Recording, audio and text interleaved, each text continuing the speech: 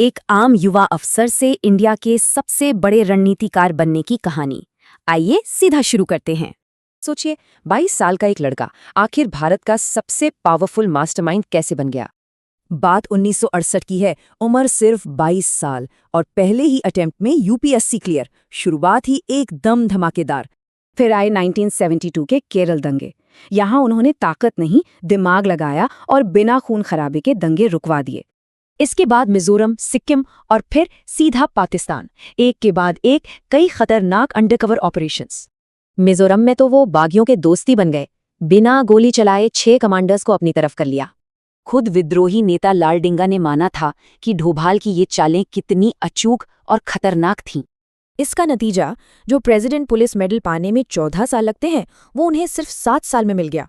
फिर पाकिस्तान में 7 साल कान छिदवाए, भिखारी बने और उनकी न्यूक्लियर प्रोग्राम की हर सीक्रेट जानकारी निकाल लाए। 1988 का ऑपरेशन ब्लैक थंडर, स्वर्ण मंदिर को आतंकियों से आजाद कराने में उनका रोल सबसे अहम था। वो आईएसआई एजेंट बनकर अंदर घुसे, मैप बनाया और आतंकियों को बिना खून बहाए सरेंडर करने पर मजबूर कर दिया। 1999 का कंधार हाईजैक तो याद होगा। बंधकों को बचाने के लिए वो खुद आतंकियों से नेगोशिएट करने गए थे।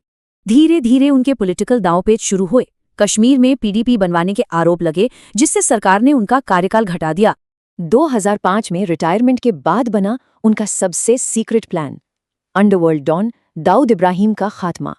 लेकिन तालमेल की कमी से दिल्ली पुलिस ने ही शूटर्स को पकड़ लिया और ये पूरा मास्टर प्लान फेल हो गया। 2009 में उन्होंने विवेकानंद इंटरनेशनल फाउंडेशन बनाया। अब उनका पूरा फोकस नेशनल सिक्योरिटी और थिंक टैंक पर था।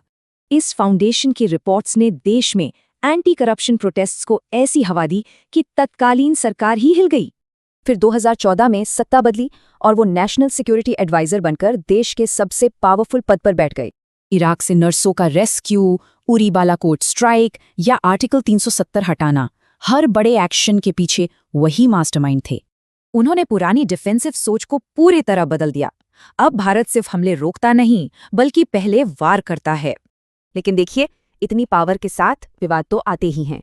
उन पर और उनकी फैमिली पर गंभीर आरोप लगे।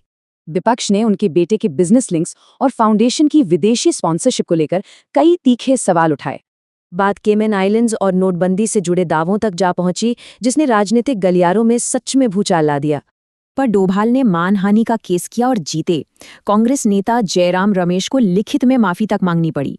क्या इतिहास इस चाणक्य को एक शैडो ऑपरेटिव मानेगा या मॉडल इंडिया का रक्षक?